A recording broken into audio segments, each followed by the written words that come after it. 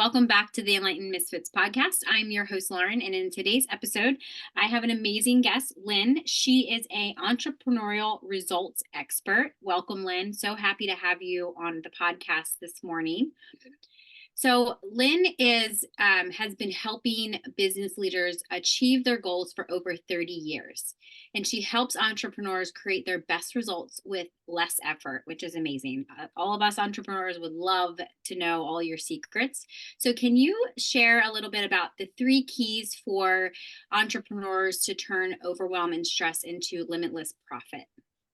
Yeah, the most important key is the first key, and that is your vision. You have to know where you're going. As the saying goes, the people will perish without a vision. So you have to have a vision. And the most important question to ask with respect to your vision is, what would I love? Not what does the economy say? What does my education say? What do my family and friends say? What would I love? And when you come from that place, you create a vision that is in alignment with everything that you have come here to be. So ask yourself, what would I love? And let whatever comes to you come to you, because if you can dream it, you can achieve it. So that's the first key, is your vision. The second key is your habits. And your thoughts create your habits, which is really the underlying paradigm, or your thought habits. And those are what allows you to either take action or not take action. And when you realize that before the age of 7, your mind is in 2 parts, your conscious mind and your subconscious. Your conscious mind is the thinking mind, the mind that says yes or no. Your subconscious is emotional and has to accept everything that's put in it. So before the age of 7, everything went right into the subconscious without a filter. And that's where our self-image and our paradigms get created. So think about all of the voices you hear in your head when you go to do something new. Your subconscious's sole responsibility is to keep you safe. Yet when you try something new, it has no idea whether it's going to be successful, whether it's going to harm you or be good for you. So it sends up the warning, whoa, whoa, whoa, whoa, danger, danger, Will Robinson. And you very often don't take that action. So you want to reframe those thoughts to support where you want to go. And then after that, the next most important thing is to take action to support those new thoughts that support your vision. So it's a 3-step process. Yes. Now, do you do this with your clients? Like, do you help them? Like, do you walk them through this? Like when you first start with them, like, is this kind of like how your system is, or you kind of just meet them where they're at? Yeah, the first thing I do is have them create their vision before we even get on the coaching call.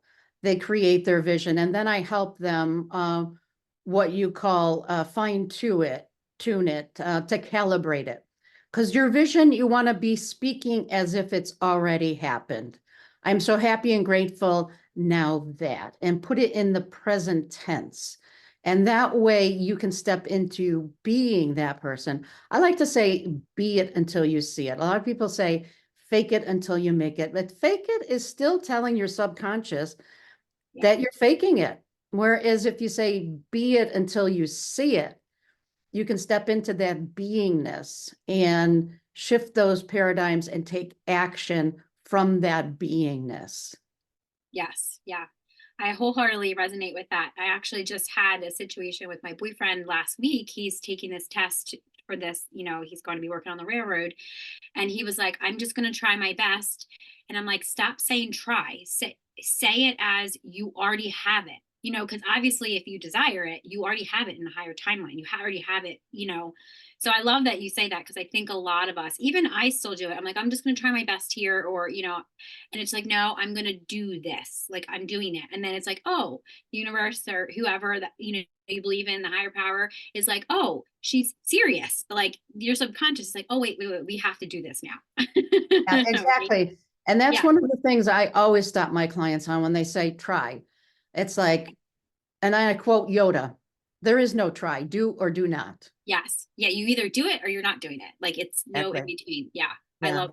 love that you said that. So what would you say, like working with your clients or even for like yourself, like what motivated you or what has motivated you to explore the connection between the overwhelm, the stress and the profitability for entrepreneurs? Well, I love brain science. Um, I have a bachelor's in psychology and a master's in computer science. My master's project is in AI before Chat GPT, Yeah. where you get the computer to think like a human. My favorite class as an undergraduate was physiological psychology, which is brain science. I just love the way the brain works and the way the mind allows us to either take action or not take action. So this has been, well, I don't want to say exactly how many years, a lot of years. I've really been interested in brain science and how the mind works. And it just naturally flowed as I became an entrepreneur and experienced some of those things like imposter syndrome. I think everybody experiences that. And it doesn't mean you can't do something. It doesn't mean you're an imposter. It just means you care enough to do it. And to what I help people do is to shift those syndromes into being in a place where you can take that empowered action. Yes, I love that. And I love that you talk about imposter syndrome because I feel like every point in my like journey of my own entrepreneurial journey that I felt like a fraud. Like, how can I call myself an expert? I know all of this information, but it's like, how do I call myself an expert? Like I'm an intuitive human design expert. I know human design, like, I self-taught myself, and people have called me. They're like, you know so much about it. Like, if you just know so much. And I'm like, I know, but then I'm just like, why did I feel like I couldn't call myself an expert? And again, it goes back to, what was I telling myself? Am I telling myself I'm a fraud? Am I telling myself, the whole world knows, but the average person really doesn't know that, they look at it like, oh yeah, you know a lot. You know a lot. I don't even know what you're saying half the time, but I believe you. So I love that you said that about imposter syndrome because I feel like each time that we learn something, it doesn't ever go away. Would you agree? Okay. Yeah. And Yeah. that again is just your subconscious trying to keep you safe. Yeah. Because if you stop, if you say, I'm an imposter, and you don't go and do that new thing, then your subconscious is fat, dumb, and happy. Your subconscious would rather have you be miserable than change. So Yes. and that's another thing I tell my clients, whenever you hear that voice of doubt, that's a good sign. That means you're moving forward. That means you're taking action. If you were just sitting on the couch, binge watching Netflix, your subconscious would be fat, dumb, and happy and silent. So the fact that you're hearing those voices is a good sign. Yes. Yeah. Yeah. Thank you for saying that. Because there's sometimes when I say, well, I can just do it this way, or we don't have to do it that way, and it's like, no, I don't. It's like my heart is like, no, this is what we're doing. So I'm like, okay, this is what we're doing. So can you briefly describe or maybe like outline for the listeners like three different like key strategies that entrepreneurs or you or your clients can use to turn that stress or overwhelm into profit? Yeah, the first thing is I developed this AIR method, AIRR, that helps you breathe new life into your vision and actually helps you switch those paradigms to support where you want to go. The first step is awareness. You have to notice those thoughts, notice the thoughts that are keeping you from taking action. Then the second one, I, is interrupt. You want to have a strong, powerful interrupt, like up until now, or I used to. And then you want to release it. The first R is release it. You want to picture it floating away. And then the second R is replace. Because once you create that void by letting it go, the nature abhors a void. So you want to fill it with what you want. So you want to replace it with a thought that supports you where you want to go. For example, I used to feel overwhelmed with all I had to do. And now I'm taking action every day in support of my business. And then again, you take action from that new replacement paradigm thought. From that place, you take inspired action. So it's just noticing and replacing, reframing, and taking action. Perfect. I was going to say, if you're listening to the audio of this or even the video, make sure you pause it, write them down, and make sure you implement them, because they're three very key helpful tips that Lynn has gave us. So make sure you write them down and implement them. So the next three, we're going to talk about the three keys to work less and earn more. So can you like, how did you come up with identifying these three keys of these critical like elements when achieving success while working less?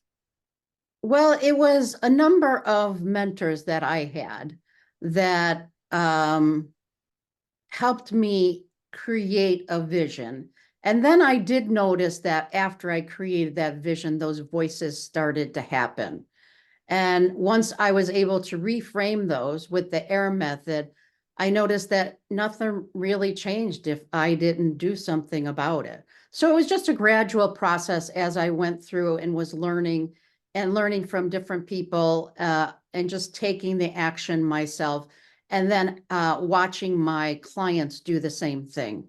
So it's just a process of learning, tweaking, and just going through just what we do every day in our life. You look at things, does it work? If it doesn't work, what can I do to make it better? And it's all based on our thoughts. What thoughts can I have?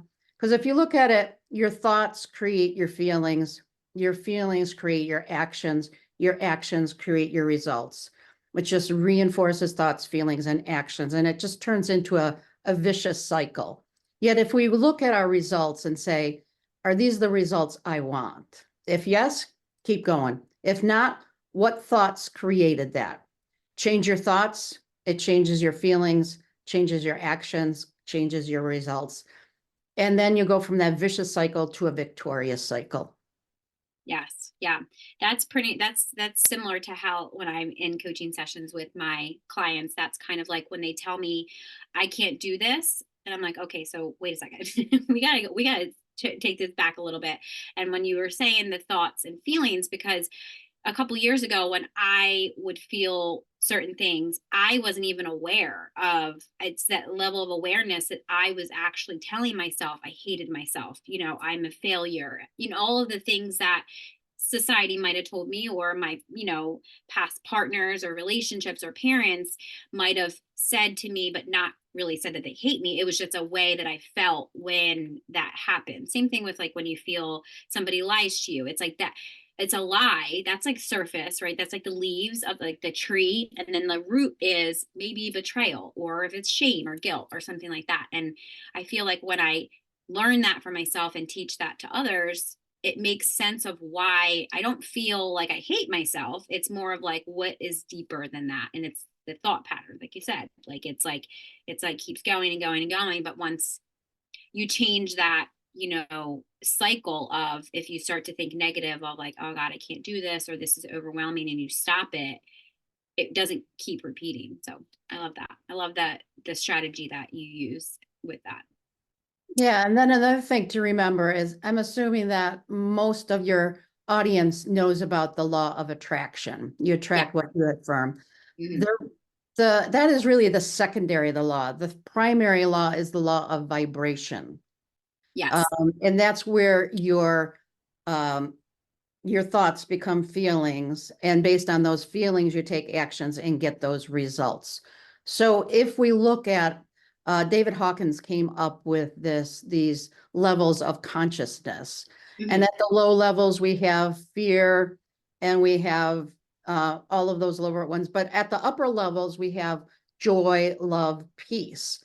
Yeah. So if you're in those lower levels, then that's what you're attracting. And the law of vibration reinforces the law of attraction and makes it happen faster. So think about being at those lower levels. Like you said, I hate myself. Then you attract more to support that.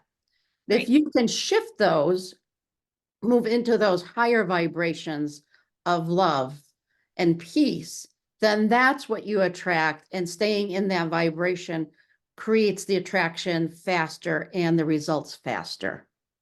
Yes, I love that you just said that too, because I love the levels of consciousness too, because when I tell people it's like that the lower levels is like the 3D, it's a victim mentality, it's insecurity, it's like our wounding, it's like the theme of wounding, it's genetic trauma, it's all of that stuff.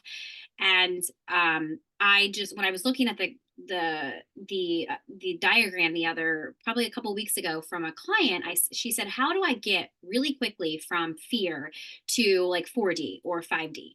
And I'm like, you either have to pick an emotion in 4D, which would be wound of it could be acceptance, it could be you could just understand. And I was like, how about if you just understood your fear really quickly, just understood, how can I understand this? Maybe you won't know the answer. But then I said, try it. And, she's like, where did you get this information from? I was like, I don't know. I just came up with it. You asked me the question, so I came up with it. I don't know where. I'm sure I read it somewhere. I didn't create this, but, I'm sure I read it somewhere. And it's what I do with myself. Because if as soon as I feel fear, or if it's like a shame wound coming up, or if it's something coming up, I ask myself, how can I understand it in this moment? And normally it's, oh, it's an insecurity. You did this before and your body is just remembering it, or your subconscious is like, wait, we've been here before. We're not going through this again. So I know it's protecting me. So I don't go down that same path. So I Yeah. do that. My go-to is gratitude. Yeah. Or gratitude, love, Yeah. something like that. Yeah. Yeah, be Yeah. grateful and really feel the gratitude, because it's the feeling Yes. of the gratitude that lifts you out of those lower level vibrations. So that's what I tell my clients all the time is gratitude. Find at least one thing to be grateful for. I mean, Yes. even if it's just that maybe you didn't even get out of bed, you just opened your eyes. Be grateful. Yeah. I do gratitude before I even get out of bed. As soon as I open my eyes, and the last thing I do before I go to sleep is find things to be Yeah. grateful. And you want to be grateful in all things, not just grateful for. Yes. Yeah. There's sometimes that I forget who did this practice, but it's like when you can't fall asleep at night because your mind's constantly going, maybe there's something that you're going through that's hard, that if you just start at the top of your head. I think it was actually on the podcast in season 1, but she said, literally start with, thank you for the hair on my head. Thank you for my eyes. Thank you for my skin. Like just very surface level stuff. And eventually your mind will stop and I was like, that's interesting. I wonder if that will work. And I literally try it sometimes when my mind, here with entrepreneurs, we have all these ideas and it's like, oh, I have to do this. Oh, I forgot to do this. Oh, I need to go do that. Like, and it's like, I don't know about you, but I know it's for me. Yeah. So, yeah, gratitude is, I didn't realize how much it helps you heal when, when I was going through my, nasty custody and nasty, divorce battle.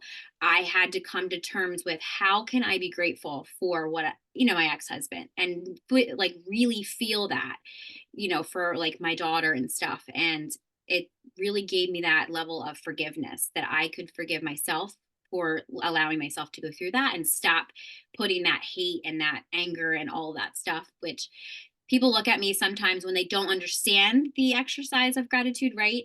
Or forgiveness, that they think it's for the other person. And I always say, no, no, no, no. Forgiveness is not about them. It is 100% about you. So you can release that.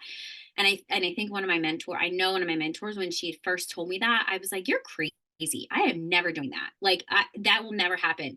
So she said, just try it this week. So I did. And then I was like, wow, this actually works. Like I feel lighter. Like I don't feel like I'm carrying all this extra weight. So if you're listening to this and obviously somebody needs to hear this, make sure that you forgive yourself for whatever situation you were in, and make sure that you practice gratitude. I love that. Yeah. And then also compassion, self-compassion. That's another big one is, A Course in Miracles says that everything is either an act of love or a call for love, no matter how unskilled. And it's the no matter how unskilled part that has helped me forgive myself and show compassion for myself and others.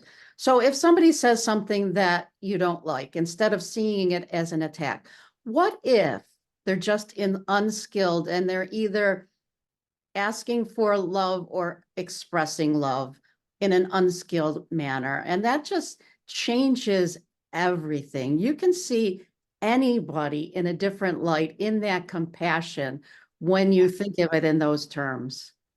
Yes.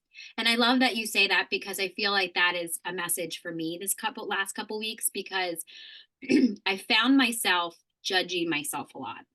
And I thought to myself, what does it mean? So if I were to judge somebody else, that would be about me, right? So then I was like, so why do I continue to judge myself? And it's just like, oh, maybe I am not giving myself compassion, like you said. So when you had said that, I always give so much love and compassion out, but I've realized probably I'm going through the shamanic journey. So it's a very interesting, very, very interesting journey. And I realized that, wow, this probably, I don't want to lump it together, but 35 years of my life, I gave out so much love and compassion and empathy that I was not giving it back to myself. So when you said self compassion, I actually switched my mindset on if somebody's rude to me or somebody is, being passive aggressive or they'll tell me to do something or they'll say to do something or whatever the case is, but they don't do it themselves. I'm just like, oh, just bless their heart. Because they're not even aware that they're doing that, like projecting that. Right. So I used to take it very personally, before, but now I'm just like, I know that has nothing to do with me. And I would always try to help them. Well, why do you feel that way? Or, like whatever, so they they're not even aware. And sometimes they'll say, I'm sorry, I wasn't even aware of how I was acting. So I love that you say to look at it from that way because I feel like it truly has helped me this last couple weeks because that could really put a damper on your relationships or between family or just to be able to understand everybody, people don't talk about what they're going through, right? Hmm. If it's passing by or if you're just kind to a stranger, that could make their whole day, because they could have just lost somebody or whatever. So yeah, I love that. Yeah, and another thing that I like to do is you just smile at people and say Yeah. hi and be kind. Yeah. Especially, I like it. And one of the things I do now is I say, I appreciate you. Yes. And like even in a restaurant, when a restaurant is really busy and you're not getting the service you think you need, I always notice that. I always tell the waitress that or waiter that, wow, it's really busy. You have a lot going on. And it's almost like they take this breath and all of this weight is lifted off of their shoulders. Just that recognition Yes. that a lot is going on, then they allow themselves to recognize it and accept it, and things shift for them immediately. Yes. Yeah. I always love I love that too. Recently I just started, well, my boyfriend's family owns a concession stand and it's in New Jersey and it's very popular. It's very busy. So it can get stressful at times, but the families and the kids are so nice. They understand that, these fries are like to die for and they understand how busy it gets. And there's one or two of those like where's my order kind of thing, but they see that we're really busy and the appreciation for these young kids and just these parents, it blows my mind that I'm just like, wow, like because you hear, oh, this work, everybody's just so miserable, all this stuff. You hear all the negative stuff, but it's just like actually seeing it, and maybe it's because I give that to them, like, thank you for waiting. I appreciate, all that stuff. They will give it back, even if it's, not given, from us. It's truly amazing, like you said, how, people just are starting to be more kind and just appreciate like life now. I feel like, especially because of the world is already crazy enough right now. We don't need to add any more stress to anybody's life. Exactly. Yeah. Yeah. Yeah. So So, it's just that recognition and then making that tiny shift to gratitude and appreciation. It change and people can feel it in your body. They can feel that vibrational shift that you're projecting onto and out into the world.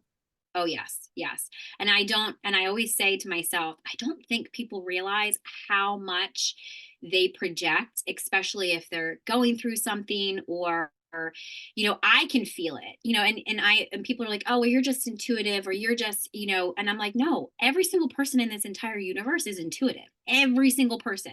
You might mask it with addiction or drinking or drugs or something like that, but you feel it. It's why you put something on top of it to not feel it. So I'm like, that's not true. I don't believe it to be true. So I always try to, if somebody feels off, I always just try to make them laugh. Or if they don't want to be bothered, I will just leave them alone. So it's like, I can read the room. And sometimes, like, public speaking, and I know that you public speak. So it's like public speaking, I memorize my whole speech. And one of I spoke last August. I didn't even say that speech because I read the room and I don't even know what I said. It was just like, I have the ability to speak from my sacral and just speak what I needed people to hear. So when I got off stage, I had some doubt, or I'm like, gosh, what I practiced for so long and I memorized it. And it's just like, that didn't come out. Maybe the first couple sentences and then the last couple sentences, but like everything in between, it was whatever 10 minutes, TED Talk speech I had to do. It was truly amazing. I don't know if you've had that same experience, but I was like, wow, I don't know where that came from. Yeah, in fact, I say that to my clients all the time. If they're talking and they say something, I say, this just came to me. And when things come to me, Yeah. I say something. If it makes sense to you, fine. If it doesn't make sense to you, fine. Yeah. And I just whatever comes to me, I say it, and they get to choose whether they accept it or not. Right. Yeah. Yep. I just say, I'm like, if you needed to hear that, if you didn't, that's okay. Don't take it. Like, just leave it. Right. So, the last tip that I wanted you to share with everybody, or key element would be, the way to more money and less stress. Mhm. So what inspired you in maybe to dive into like a relationship between financial abundance and stress reduction? Well, it's just personal experience and experience of my clients. If you think about when you're feeling doubt and worry and you have your goals, the analogy that I came up with is when you have doubt, it's like throwing your goals upstream and you're fighting the current of your limiting beliefs to get there. Whereas if you are able to take action in the face of doubt, it's like throwing your goals downstream and then you just naturally flow to it. So when you're allowing the doubt to stop you, it's taking longer, it's creating more stress, you're not getting things done, it's taking more time, it's taking more money.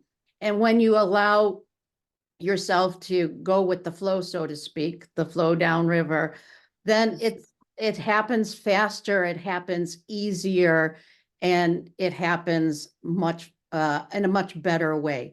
Just like my client Gina was able to double her income in going through the process of having her vision, paying attention to her habits. She used to be a people pleaser. So she Mhm. created a vision of the people she wanted to work with, and that allowed her to notice her thoughts around things.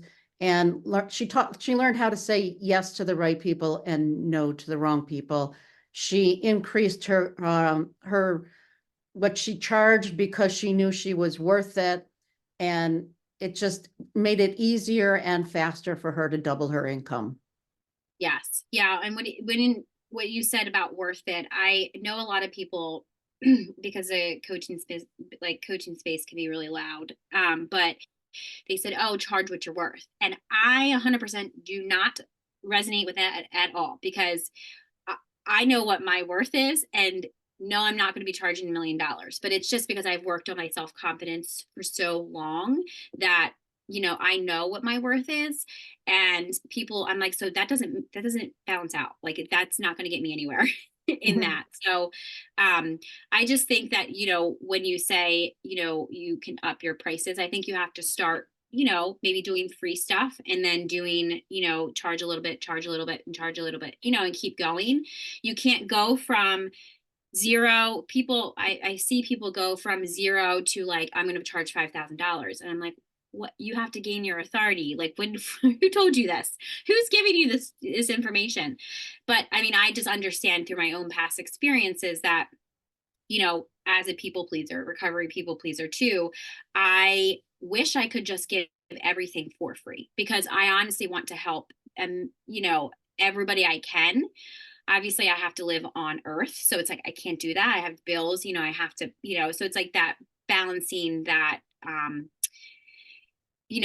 balance is probably not the right word, but I feel like, making sure I have boundaries around or like boundaries around what I'm going to, is this creating more stress on me, like you said, or is this kind of helping me flow or like helping other people flow? So I love this stream And analogy. I prefer the word harmony as opposed to boundaries Yes, that's or what I was going to say. I balancing, don't, I, balancing, because we're yeah, always ever balancing, but yeah, what we really yeah. want is we want harmony. Yes, thank you. Yeah. Yeah, I was gonna say I don't really like the word. I stopped using the word balance because what does that even mean? Hmm. Harmony. Yes, it's like Yeah. more of like making it kind of go together versus, Yeah. you Kind know, of like the yin and the yang. It all goes yes, together and yes, flows between each other. yes, yeah, yeah, that is, yep, that's perfect. That's 100% what I was trying to say. Thank you. Um, so just a last few thoughts on, potentially if somebody's listening to this, obviously we'll have all your links in the description box so they can reach out to you. But what role do you think that personal development plays in the journey towards more money and less stress? It's pivotal. I've taken classes from Darren Hardy. He was the editor of Success Magazine, and he said if you want to double your income, triple what you spend on personal development, because again, it is all your limits are here, and Right. you can either take action even in that doubt, or you can let that doubt stop you. Yes. And I love that you say that because I had a client a couple days ago that, her partner is not as supportive as, he has a 9 to 5 stable job and not as supportive as she's an entrepreneur. Entrepreneurship is very high risk. You have to have that. I'm going to spend $5,000. I'm going to make 10,000, or I'm going to spend 5,000. I'm going to make 20,000, but you don't make that right away. Right. So it's like, you have to have that, like you said, it's her personal growth that she needs to pay for. And it's like, if that person's not an entrepreneur, I'm like, he's not going to understand. So it's like trying to, work with other strategies of like how she can put more into her, mindset, personal growth to get to, it's like, you can't not put nothing, or you're not going to get anything. It's like output, so Mhm. I love that you say that because that definitely has been coming up for me too sometimes, and also a lot of my clients when you have to put more. So I love that you said that because you have to put more into your mindset because it's all up in our heads. Yeah, I think even people that have a 9 to 5 job, if they invest in personal development, their 9 to 5 job is going to be more fun. Right, that's true. Yeah, that's Yeah. that's very true. Yeah. um so is there any last thoughts or maybe some advice that you could give the listeners before we wrap up? Yeah, just the key is to have a vision, pay attention to your thoughts, and then take action. And when you're paying attention, the best thing to do is to notice without judgment. Because once you get into that judgment phase, you go back into those lower vibrations, you spiral down. We're always either spiraling up or spiraling down. And even our DNA is a spiral. So just notice without judgment where you are, and then take action, shift those paradigms so that you start spiraling up. And if you notice that you're going back down, just notice without judgment and just stay in those positive vibrations and take action from being the person in your vision who you are becoming. So you want to take action from that beingness of your vision. Yes, no judgment and beingness. I love that. So thank you so much for joining us on today's episode with Lynn on the Enlightened Misfits podcast. If you enjoyed today's episode, don't forget to subscribe. You can leave a review and then share with anybody that you feel that will gain knowledge from listening. All of her links to connect with her will be in the description box here on YouTube, or if you're listening to the audio, it'll be under the audio links. So stay tuned for more captivating conversations in the future. I hope you have an amazing rest of your week, and I will see you next time.